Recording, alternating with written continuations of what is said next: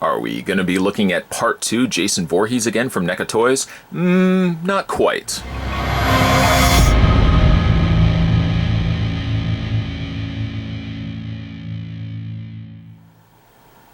Instead, what I thought I would do in this video is sort of a look back and the story of the NECA Toys Friday the 13th Jason figures up to this point. Kind of where we are right now until we eventually get some new figures from the folks over at NECA. So I thought, why not start with the figure that we just last had a look at, and this was the Friday the 13th Part 2 Jason. A really sort of departure from the other Jasons that we've gotten up to this point, in that we have ourselves a full overall donning Jason Voorhees with the, of course, the plaid shirt, the sack mask, and whatnot. Just recently had a look at this guy. Absolutely love him. I may not say he's my favorite of the Jasons, but I appreciate for the fact that NECA Toys would have given us something above and beyond, outside the box, so to speak, giving us this Jason. Time will certainly tell as to whether we get this mold being used for other things. Certainly, you know, this is a nice looking mold. I'd love to see them use it for other things. So, I mean, just a quick run through, as I've already thoroughly enjoyed and hopefully thoroughly reviewed this guy in last video. But again, here he is with his sack mask. Of course, he's got his alternate head sculpt. An entertaining idea if you wanted to get another one of these to display him with the two different distinct looks. I so happen to also have him just currently holding his pitchfork in place. But again, nice looking, well-rounded Jason.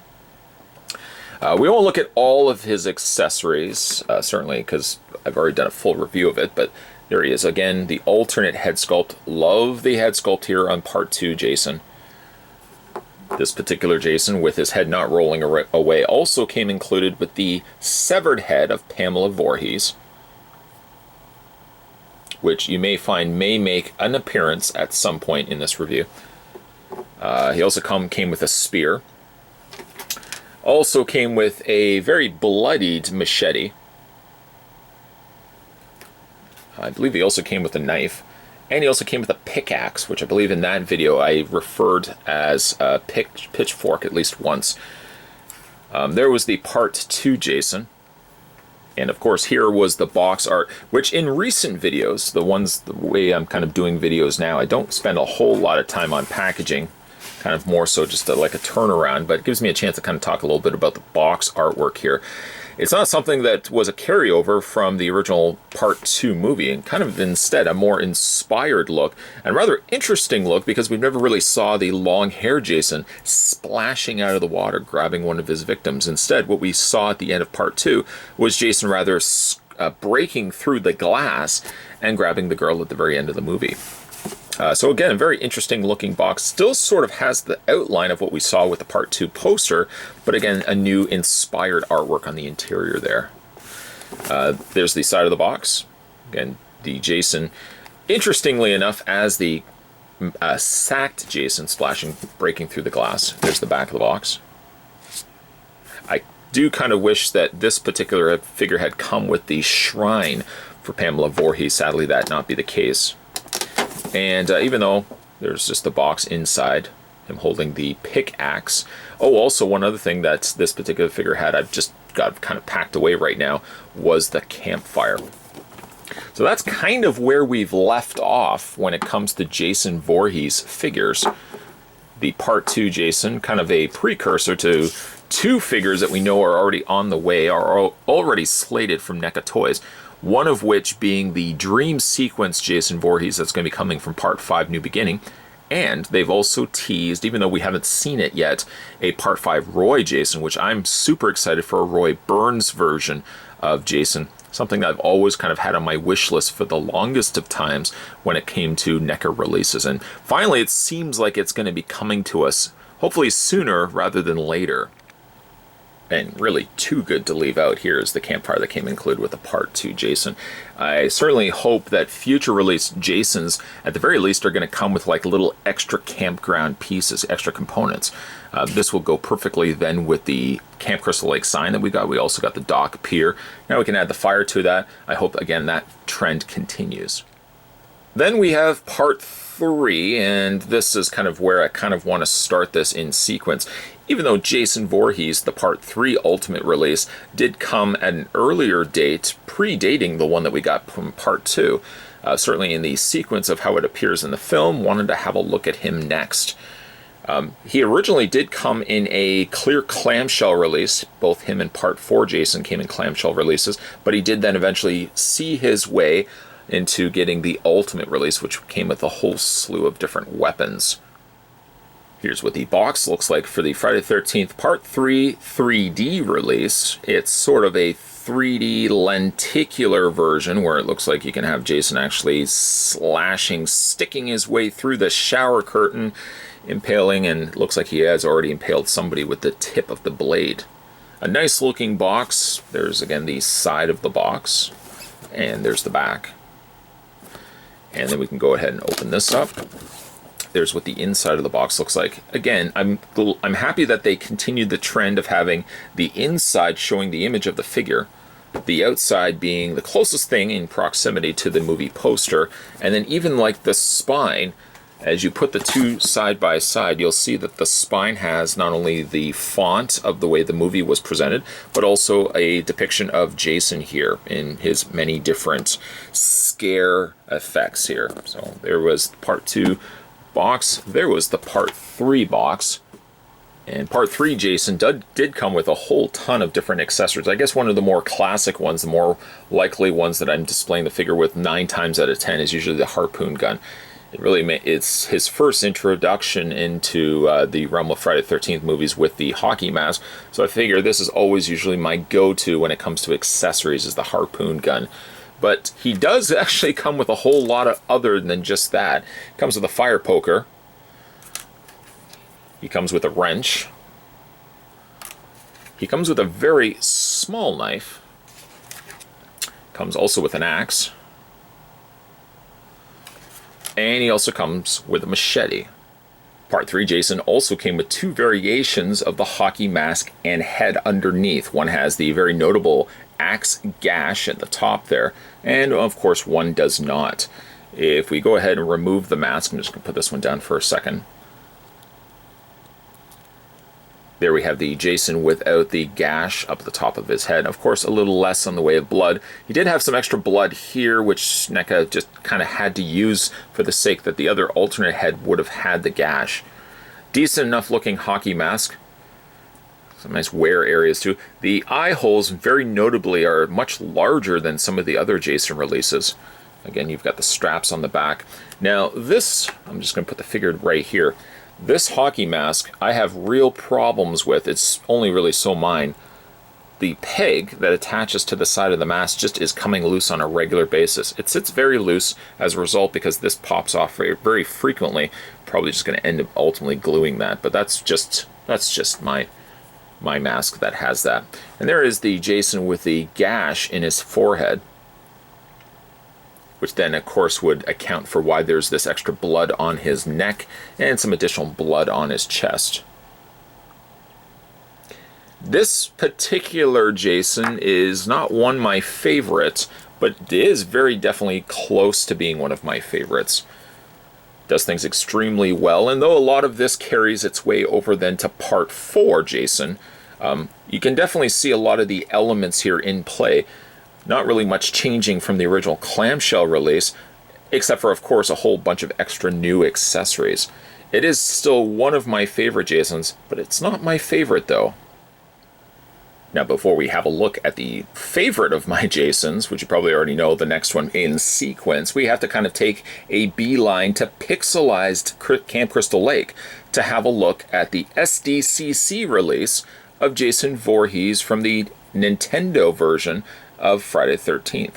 This one is notable in the fact that it does stand out to me because the box is one of the first introductions to the more ultimate style packaging. I'm using my quotes there. Ultimate style packaging that we would get with the Jason Voorhees. Translucent hands and as well as translucent mask make appearances here in this Jason, which would be then changed later on when we got an upgraded release of the ultimate version here. And here's what the box looked like from the Friday the 13th NES Jason. Now this one here was a Comic-Con exclusive way back in 2013, and as you can see, was one of its earliest times that we've got ourselves a Jason Voorhees in this Ultimate style box artwork, which does feature an enclosed snapshot, really a screenshot from the game itself. It says you and your friends are dead, game over. And then you've got the interior of one of the cottages, the cabins that you go through. There's the back of the box. It does have a glowing mask, glowing weapons, and a hideous face. I found that always funny that they had to put hideous face there as an option. Obviously, except for a few changes in color, some drastic changes in color. The Part 3 Jason from the SDC 2013 exclusive is in fact the exact mold that we got with the Part 3 Jason before. Not specifically this Jason, but this Jason was the exact same mold. This one here was a remold of the clamshell release of the original Part 3 Jason. Right down to the fact that if we can remove the masks, I'll hold both figures here. There is the head sculpt of Part 3 Jason, the box release version of Jason. And very carefully taking off the clear mask, there is the head sculpt that came included for the SDCC 2013 release. Again, it's the exact same head sculpt. Nothing really that much drastically changed. Again, your hands are now a translucent blue. Boots are also a translucent blue, which is something I didn't mention at the beginning of looking at this particular figure. Again, you've still got the soft, kind of rubbery plastic torso occupying both of the figures, and other than, again, just a different mold of plastic color, the figures are identical to one another, as well as having a translucent blue plastic mask. This particular Jason is pretty light on accessories. He only has the machete and the axe, which were carryovers from the clamshell Part 3 release, other than for the fact that it's using a glow-in-the-dark plastic. It's a nice effect, and again, as simplistic as it may be, it's nice that Jason would have even been released, entertained as a possible release from NECA, coming in the NES colors. I've always really loved the look of this Jason. Don't know if I was necessarily crazy for the fact that they would have given us a translucent clear mask, but that would change soon enough. That's because next figure we're going to have a look at is the NES Jason. This is the retail version of NES Jason, which if we compare him to the SDCC 2013 release, again, it's identical looking figures. This one might have a slightly darker shade of this purple that they opted for, and you can also see that they've used some additional panel lining around the sleeves, around the little pocket areas, and especially around the collars. Gone is the translucent mask that they opted to go with. Gone are also the translucent hands and feet, and instead favoring something closer to being a more opaque or solid plastic mask. I actually rather like this instead because it looks much more like the game versus the one that we got right here. SDCC usually is a place where a lot of companies can give us exclusives and creative ways to give us those exclusives. That would also probably explain why NECA opted to go with the clear mask rather than a solid colored mask. But there are the two masks side by side.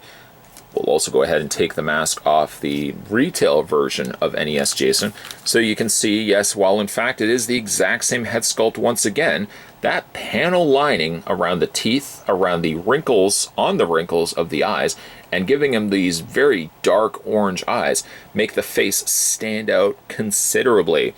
Granted, yes, you're not going to necessarily display this Jason without his mask, but again, I appreciate for the fact that NECA would have gone back to the drawing board, given collectors the opportunity to get this Jason that we never got, or most of us may not have gotten at the SDCC 2013.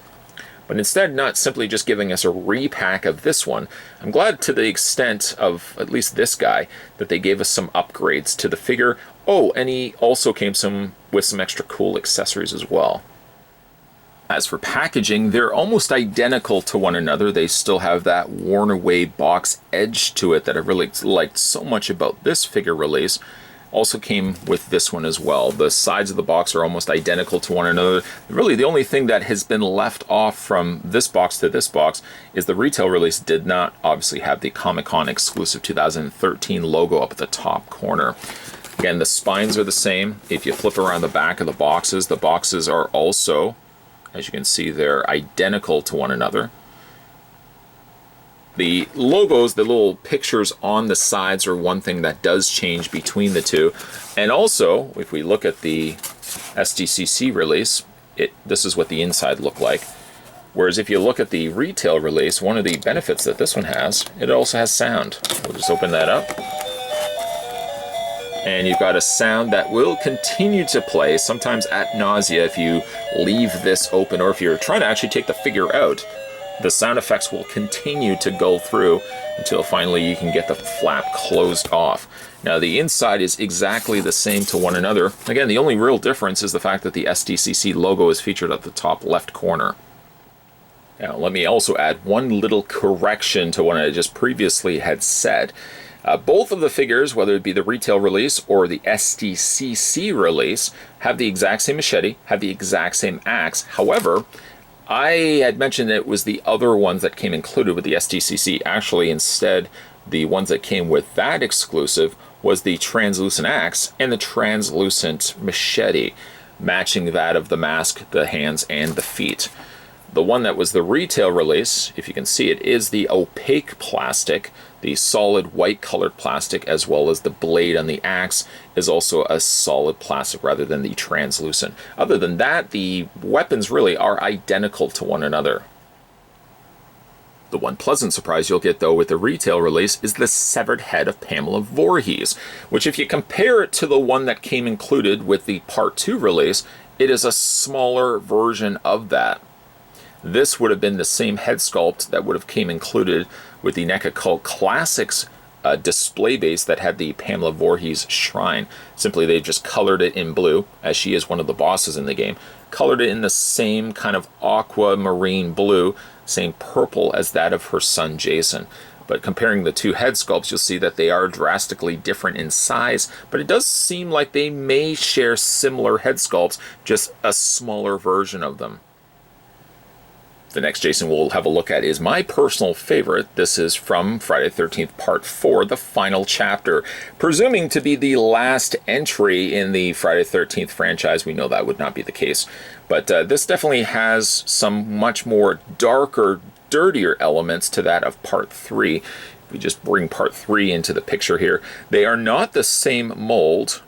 Even though they may look like they share similar molds, you can see that the collar is slightly a little bit more to the side. He's a little bit more puffier also, as this Jason was noted as having more the hunchback that we would then not get necessarily in the Part 4 release. The masks are similar enough, although the chevrons on the Part 4 have been now since faded, or at least one half of the triangular chevron above his eyes have been worn away, and the side chevrons now are almost a lighter gray color. Love this particular Jason. Now I did get both this Jason in the original clamshell release, and then of course the ultimate figure release that we are looking at here in this video, this long video that I really had planned to do for the longest time, but I kept saying to myself I was going to wait till Part 2 arrived until I could fully kind of look at where we are right now. Absolutely love this particular release of Jason. Again, he's got the softer rubbery material for his torso. Very dirty, very grungy in his legs, his arms, and this particular Jason also has got the long fingernails, one of the more notable traits of him. This Jason also gets two variations of his classic mask. One is a little bit more visible, at least in the chevron portion of it. You can see the chevrons here are much more, at least a little bit more red. They haven't completely worn off. We'll go ahead and take the mask off of this Jason. There we go. Revealing this head sculpt. And while we're at it, I'm just going to put him down here for a second. Let's go ahead and take the mask off of this one so you guys can see the difference. This one's a little bit more trickier to get off because he does have the big gash on the side of his face, thanks to one Tommy. But again, similar looking faces. This one is a little bit more in angst than this one right here. I like the bruising that NECA had incorporated here, almost blushing the flesh at the top there. Excellent looking head sculpts on really both both the alternate as well as the default here. And here's what the box looks like for the Part 4 Final Chapter Ultimate Jason. Again, you've got the Jasons on the side spines, so you can have them really all in sequence to one another. You can open up the box flap. There's the price point right there. And there's Jason holding his axe in bay. There's the back, showing the many different things that he comes included with, one of which being the Pamela Voorhees Tombstone. And then, of course, he does have the means, at least on the alternate head sculpt, to have the knife wedged into the side of his face. This Jason may have the most accessories, almost close to tying with Part 3. This one here, of course, has the Pamela Voorhees 1930-1979 Tombstone, which is really one of two of the Ultimate Jasons to come with tombstones, the other one being Part 6 we'll look at next. I like that this is raised. I like that this looks like granite as well. This Jason also comes with the hacksaw that he severed the neck of Axel in. Kind of was, that was brutal. He also comes with an axe. He comes with, if I can grab it here, a cleaver, a machete. Of course, Jason would have to come with a machete. Hey, did anyone see the corkscrew? Comes with a corkscrew. The already used corkscrew, I might add. Comes with an interchangeable hand, and of course he comes with the knife. If you just want to grab the Jason's alternate head sculpt here, go ahead and take the mask off. You can take the knife, and you can wedge the knife into the side of his face. Again, really entertaining the idea, not just getting of one Jason, but if you got two of them, you could display one of them with the knife wedged into his head, or this way as well. And again, it's a great look to display the figure with. Which then brings our journey to the Part 6. This is the Jason Lives Ultimate release, also from NECA Toys. And even though these in sequence aren't really the by sequence of when they were released, this is my closest proximity to displaying them in sequence for how they appeared in film and video game. Now, the Part 6, to NECA's credit, they really thought outside the box and had to do a lot of extra molding here to give us a different version of Jason. It does seem like they may have had the starting point as this torso, and of course did some retooling there to incorporate some bullet holes and stuff like that, but it does look like it shares a very similar color, and in fact it looks like it shares similar arms as well. This particular Jason, of course, now this is taking a gap in between 5, in between 4 and 6 would be the 5 that we're still waiting to get from NECA. But this one I always consider the utility belt Jason. Funny enough, he took the time and liberty to grab the utility belt, which would also holster his hunting knife, some series of darts, and of course a slot for his machete. This Jason would also have gloves, hunting gloves or gardening gloves as well. A rather interesting head sculpt too. It's the only Jason that has been released with solid eyes. In other words, if you flip it around, you can't make out his face, or at the very least, you can't make out his eyes. Taking the mask off, however, you get this gruesome sight. A sight I've had a look at, I think, now twice on this channel. A very gruesome sight of Jason's decaying face. Now more visible is a human skull there. On the one side, it kind of looks more like Swamp Thing. And then on this side here is, of course, where the gash would have been, on the axe gash would have been. And you can still make out there's that line from the knife wound on the side there. Again, a very gruesome looking face sculpt, but a very unique head sculpt as well.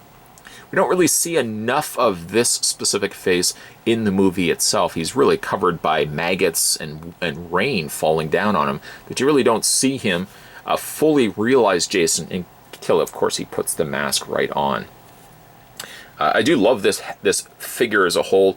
I think many collectors feel this is one of the definitive Jason Ultimate figures, and coming so early as well for a company that, you know, most companies would want to make use of existing mold. This Jason here uses a lot of new mold elements to him, things that you won't see really on other figure releases.